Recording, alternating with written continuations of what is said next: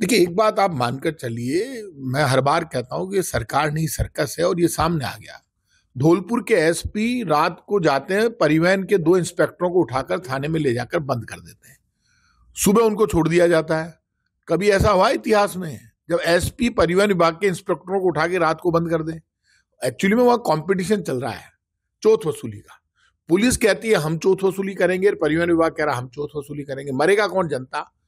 चाहे कार हो, जीप हो, ट्रक हो, बस हो, कोई भी हो। इंस्पेक्टर राज राजस्थान में चल रहा है। चोथ वसूली के झगड़े में पुलिस और परिवहन विभाग आमने सामने खड़ा है। अब परिवहन जितने भी इंस्पेक्टर है वो हड़ताल पर चले गए। पिछले 10 दिन से ज्यादा हो गए। लगभग 20 करोड़ से ज्यादा का रेवेन्यू का लॉस हो रहा है राजस्थान की सरकार को। लेकिन राजस्थान के मुख्यमंत्री जी तो महान है, उनको चिंता ही नहीं है। सरकारी खजाने में लगभग 20 करोड़ से ज्यादा का लॉस हो रहा है। परिवहन इंस्पेक्टर हड़ताल पर चले गए। चौथ वसूली का झगड़ा चल रहा है। क्या मुख्यमंत्री को बीच में आकर तय नहीं करना चाहिए? उप मुख्यमंत्री प्रेमचंद जो वो है, जो परिवहन डिपार्टमेंट के प्रेमचंद जी मिनिस्टर हैं, और मुख्यमंत्री के अंडर में पुलिस है।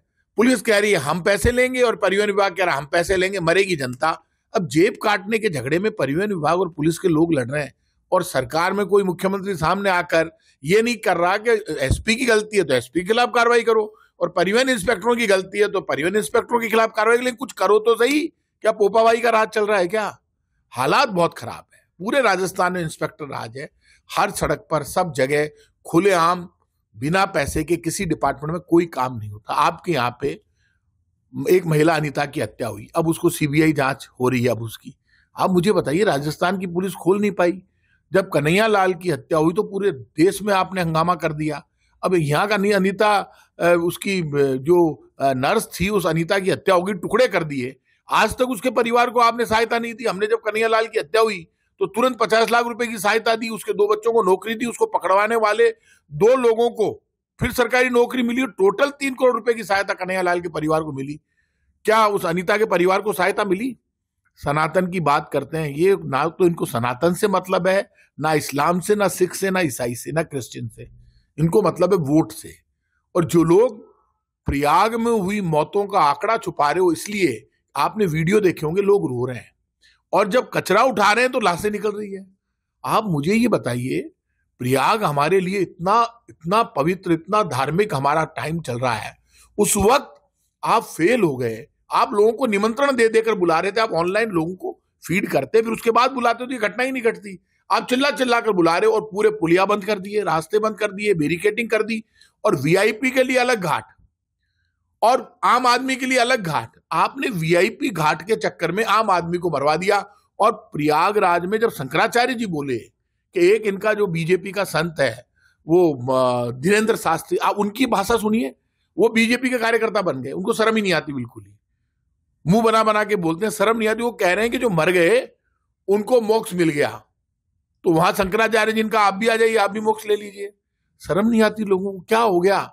भगवान कृष्ण ने गीता में कहा है, अर्जुन ये पूरा ब्रह्मांड मेरे से है। आप सनातन के नाम पर, भगवान राम और कृष्ण तो पूरे ब्रह्मांड के मालिक है।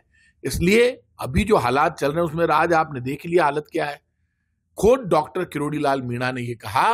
पहले तो वो ये बोले कि रोज 7 करोड़ रुपए की गैर कानूनी बजरी बीसलपुर से निकल रही है, गादा निकालने के नाम पर एक ठेका हुआ। और उस ठेके को किसने लिया, उन लोगों का नाम सामने आना चाहिए।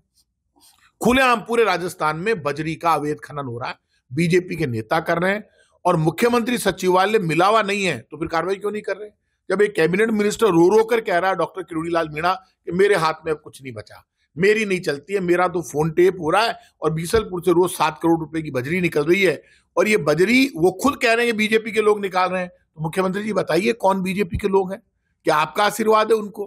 कौन 7 करोड़ रुपए की कमाई कर रहा है? आप खुलेआम मनमानी कर रहे हैं, चाहे वो परिवहन विभाग हो, चाहे वो माइनिंग डिपार्टमेंट हो। एक काम ईमानदारी से हो रहा है, वो काम है बेईमानी का बीजेपी के राज में। उसके अलावा कोई काम नहीं हो रहा। जनता पिस रही है।